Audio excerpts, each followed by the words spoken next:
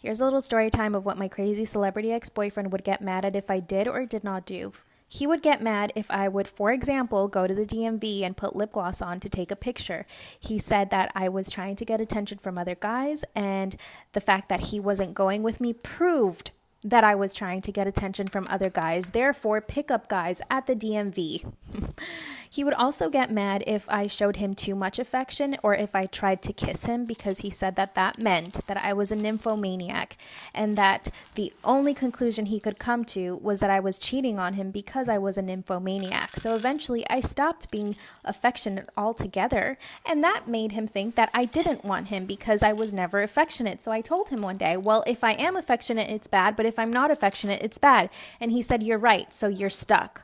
He would also, for some reason, think that I was Lil Wayne's side chick. So anytime a Lil Wayne song came on, I had part 2 of what my celebrity ex-boyfriend would get mad at if I did or didn't do. He would get mad if I answered the phone too quick because that meant that I was hiding something and I didn't want him to be suspicious. But it also made him mad if I didn't answer the phone quick enough because that meant that I was definitely doing something bad.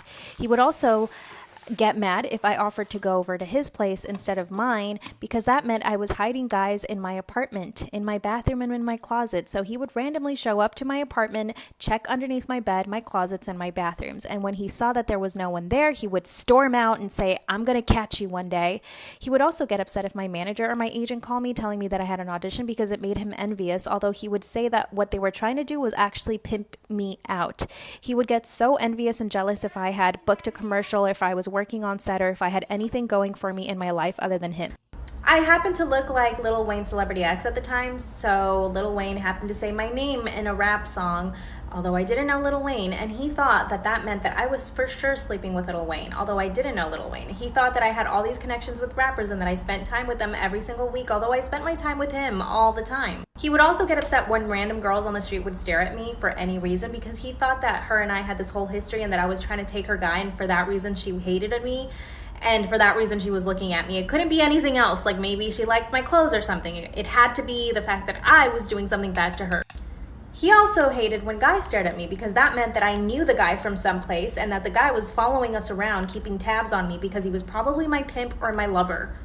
Right. And God forbid anyone gave me a compliment, he would get envious and jealous, but if someone said I had nice eyes, I hated it. I would avoid eye contact with people just so that no one would say anything. Because he was so jealous and controlling, I never put my phone in my pocket or in my hand or anything like that because I didn't want him to think that I was hiding anything from him. I always left it in plain sight so that he could check it if he wanted to. So this one time my mom called me and I answered the phone. He was right there in front of me and I said, "Hi, Mom," blah, blah, blah, blah. We had a bit of a conversation and he got up and left. So I stayed in the room and I left my phone there, and then I went to the kitchen where he was, and he comes up to me and he says, "Who was that on the phone?" And I said, "That was my mom." And he's like, "No, it wasn't. That's why I had to leave the room because I couldn't stand listening to you lie to my face." I said, "Why don't you go check my phone to see if it's actually my mom?" So guess what he does? He goes and grabs my phone and calls my mom.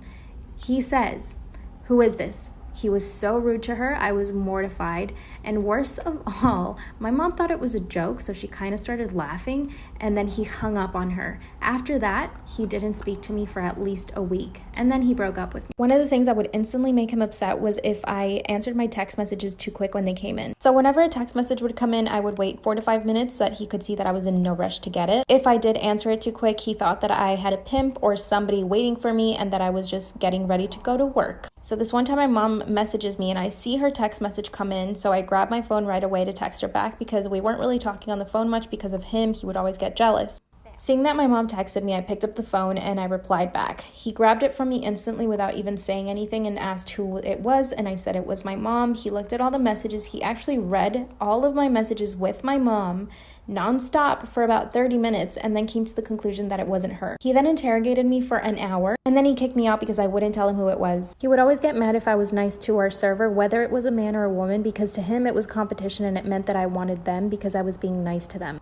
I would mostly stay over at his place, and trust me, there were days where I just wanted to be by myself. So in order for me to go home, I would have to come up with an excuse like I was waiting for a package, or I had to go clean my apartment, or my landlord needed me there, because if I went home, he would get mad. He would always get mad if I would go run errands by myself, so eventually I had to ask him to go everywhere with me, but then this made him think that I was clingy, although I had to act like I was clingy so that he thought that I wanted to be with him all the time, but I didn't really. Everyone wants their own space, for goodness sake, just to go to run errands. I could never show him that I was independent independent, because if I showed him that I was independent, it meant that I didn't need him, and that terrified him. He would also get mad if I spent too much time on my laptop, so any work I had to do, I would have to do it really fast, because otherwise he would be right there over my shoulder looking and asking what I was doing, and I hated that. I've had a lot of DMs from girls saying that they've had similar situations or that they're currently in a similar situation, and I'm happy to be able to help you guys. If you're in a really toxic relationship right now or being abused in any sort of way, please look out for yourself. Please find help. Please tell your family if you can.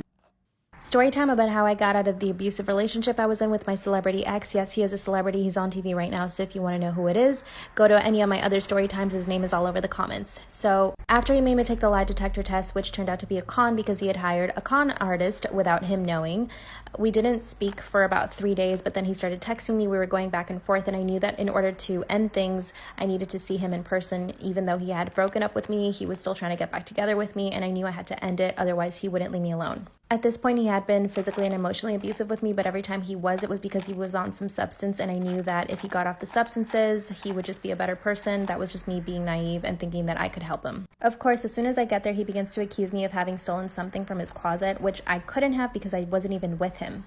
He looks through my purse and he gets mad because he doesn't find anything. I knew that he was on something, and I could just tell that he was very aggressive. So I thought to myself, I better leave before he blows up. Part 2, there is a trigger warning here. When he sees there's nothing in my purse, he actually throws it over a balcony that's inside of his bedroom that there is no access to, so I couldn't actually grab my purse or my keys and leave. I head to the door and I thought, you know what, I will just sit outside and wait for him to calm down. But he doesn't let me leave, and he says, just hold on a second, I'm gonna go get some water. So he goes to the kitchen to grab some water, and then he comes back and throws the water in my face. I'm in shock at this point. Right away, I start crying instantly, and this always upset him whenever I cried, so he says, why are you crying now? And then he just acted like he hadn't thrown water in my face. I walk over to the bathroom to try to get a towel, and he does not let me get the towel. Instead, he pushes me into the shower and turns on the shower head. And he said, you definitely need to clean yourself. Who knows who you've been with? In that moment, I literally thought, what did I get myself into? I just walked into the lion's den. Then he hands me a towel. It does get scarier from here on.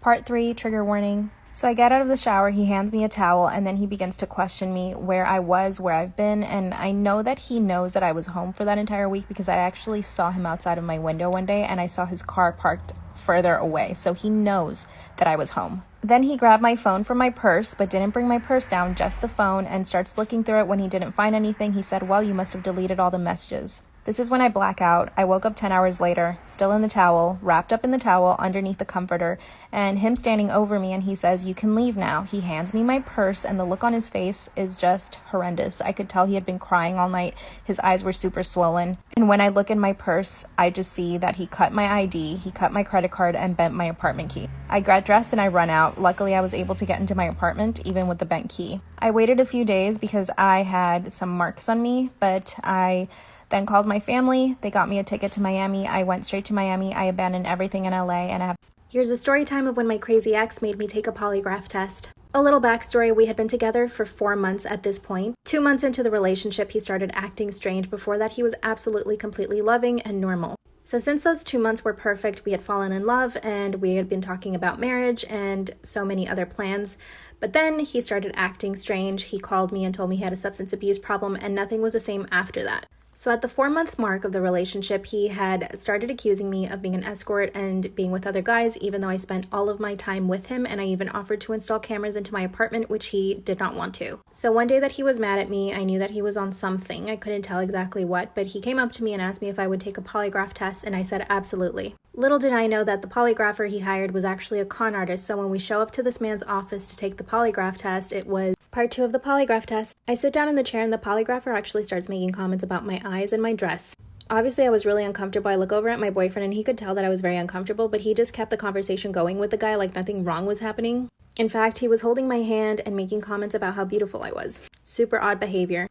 Finally, the test is over and he reveals that I failed every single question, even the one about my name, where I live, and where I'm from, which is absolutely impossible. My boyfriend starts to sob instantly, and I pull out my phone and I begin to Google the guy. Lo and behold, I find 10 articles about how he's a con artist. I show it to him and then to my boyfriend, and he kicks us out of his office.